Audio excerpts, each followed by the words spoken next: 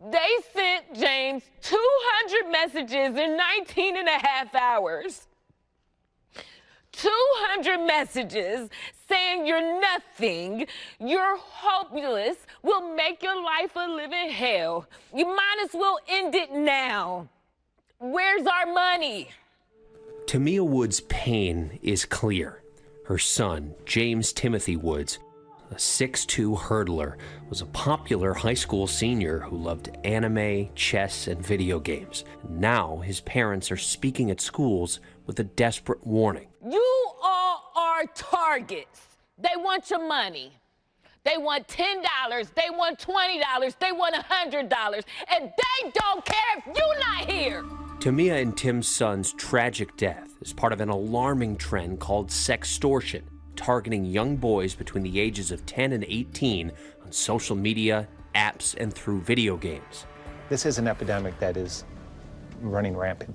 Scammers posing as young teen girls lurking online, sliding into phones and gaming devices of unsuspecting kids. In 2022, there are over 7,000 reported sextortion cases against children in America. In my experience, in fact, I would think that number is well over 100,000 cases that have not been reported. Their tactics, friendly and flirty at first, enticing victims into sending a nude pic and then flipping the script, demanding payment under a threat they'll expose those explicit photos to the world, especially family and friends. The goal is to ramp up that stress. That's also how they're getting a lot of young kids across the country to take their own lives. The FBI tells ABC News more than 20 kids have died by suicide directly because of sextortion. These people are professional con artists. Every day I told my son I loved him. And in 19 and a half hours, they convinced him otherwise. It's a mind game.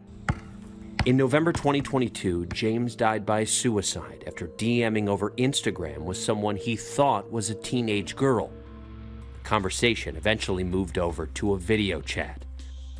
She asked him if he would like to view her unclothed. He said yes. She undressed. Then she said, okay, your turn. He did it too. But she revealed herself to be an extortionist. She said the screen grab of James would end up online unless he paid her $6,000 with the untraceable method of gift cards. Like James, Jordan DeMay seemed to have everything going for him, a star athlete and a homecoming king in Marquette, Michigan. Jordan was a very happy guy. He was always dancing or singing, listening to music. He had a lot of friends. But last year, he too had a chance encounter on Instagram. It started out with the supposed girl saying, hey, we have some friends in common. That girl with the handle Danny Roberts enticing Jordan to send her a nude photo, then demanding money. I have screenshot all your followers and tags. You can send these nudes to everyone, and also send your nudes to your family and friends until it goes viral.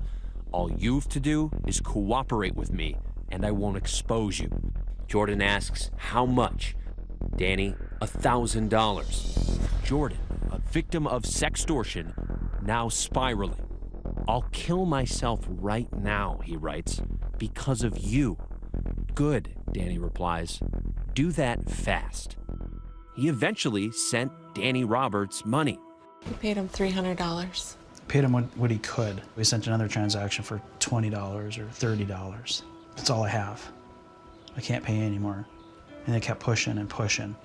And they were building collages with his compromised photo with other photos of his friends and family and parents, threatening to send it out to them and keep putting the pressure on them. They never gave him a single minute to think. And just 6 torturous hours from that first message, he shot himself with a firearm in his bed. It was obviously total shock. I think I even said that to him when he was there. It was like, why? As soon as I called 911, I called Jennifer. And he said, Jordan's gone. And I said, no, no, no. Then Jordan's girlfriend Kyla started receiving menacing messages. And I randomly happened to see a direct message on Instagram with photos. One explicit photo of Jordan, and I felt like I had to respond. Who are you? Why do you have these photos? It was a random account that looked like a teenage girl. They threatened to send these photos to my family and my friends. And I was panicked. I was terrified. Why are you doing this? Kyla sought help. She told her parents, who went to the police. They were able to get her phone and follow the IP address. At that point, it's a matter of officers starting to follow the breadcrumbs. 8 months later, a major break in the case. 2 of the men charged after the Jordan DeMay sextortion death will make their first appearance in a U.S. courtroom. So Danny Roberts, as we've alleged, is a fictitious name. The perpetrators in this case secured a hacked Instagram account. They found an image of an attractive young woman that they found online. They attributed it to this account, and they made up a name.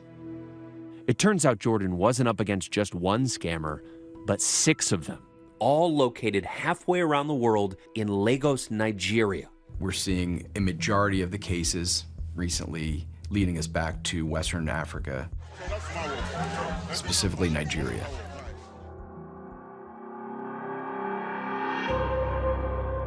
Today, we are announcing the successful extradition of 2 Nigerian nationals who ran an international sextortion ring.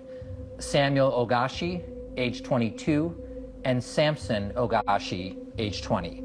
The Ogashi brothers have pled not guilty and are currently awaiting trial here in the U.S. 2 families are going to be destroyed because of this. There's another mother somewhere in Nigeria missing her 2 sons. And it's really unfortunate that both families are in this situation because of this senseless act and $300. For emotional support, call or text 988 at the anonymous Suicide and Crisis Lifeline. For Trevor's full report, including how the FBI is cracking down on sextortion scammers, stream the full episode of Impact by Nightline, available now on Hulu.